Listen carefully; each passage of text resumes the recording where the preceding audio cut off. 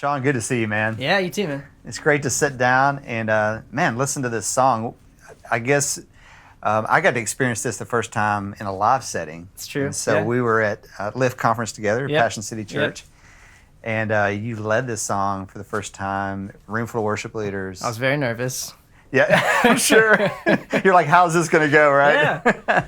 But it was, man, it was a really electric night.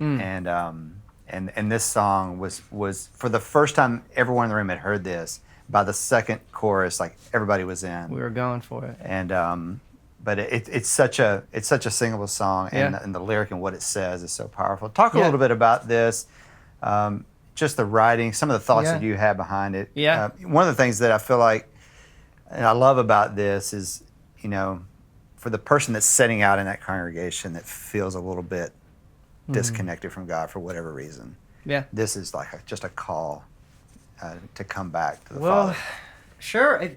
It's a song about miracles, man. And what's beautiful about a song like that is that it's going to be different for every person, I think. Because God is a personal God, and God's going to be a miracle worker in a personal way for everybody.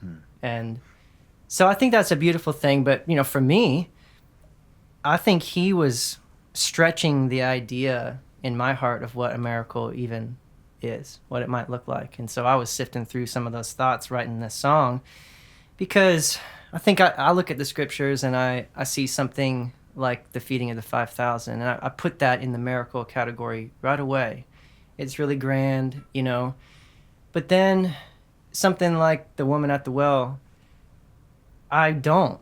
don't put it in a miracle category instinctually, even though her life was completely transformed. And, you know, all she did was say yes to maybe helping someone get a drink of water, and she had no idea what was coming next. But then all of a sudden, she's in a conversation with the person who everything in her life that was once touched by shame or fear or disappointment or regret is now being touched by grace and love. And she walked away a completely different person, totally transformed, you know? And if that's not a miracle, like, I don't know what is, right? So I've been trying to make sure that I'm not, when I think about a miracle, I'm not just thinking about the grand moment, that I don't miss the small moments, you know, and I don't miss the miracle maybe in the step or in the conversation.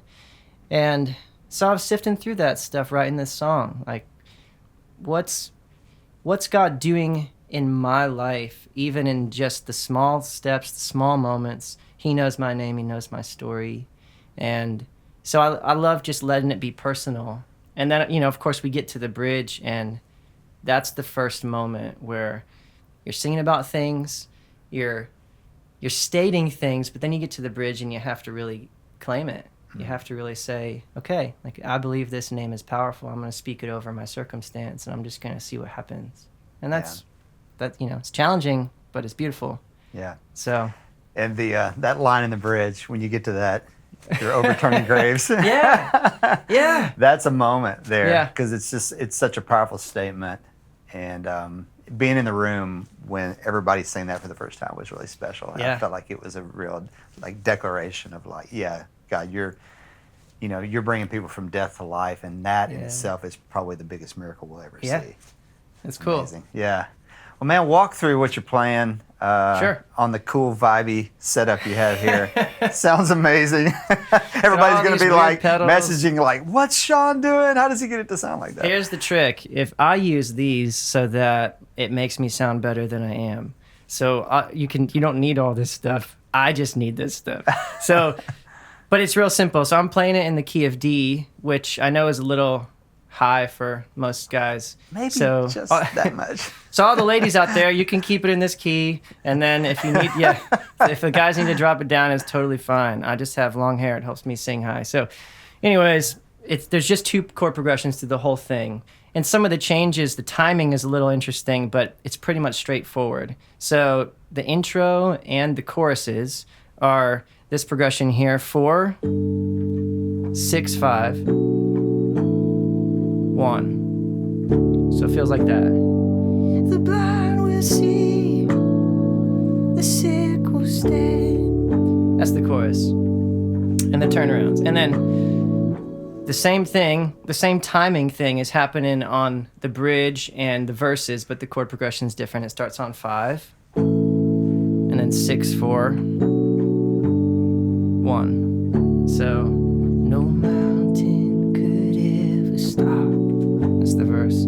The plans you made. Same thing on the pre-chorus. I believe in your name. Miracles will happen. Same thing on the bridge. Jesus, Jesus, your love is breaking chains. So, yeah, it's pretty much straight ahead. Just depends on when you punch and when you don't. And the biggest thing is the song does have a lot of energy, and I think that's cool because it helps to activate some faith in that way. But then when you get to the bridge, things strip down and you just get a chance to really believe what you're saying. So like most bridges, you just start them as quiet as you can, and then you try to get them to be as loud as you can by the end of it. Yeah, absolutely. Thanks, man. It's an amazing song. We really appreciate you sharing it with us. Of course, man.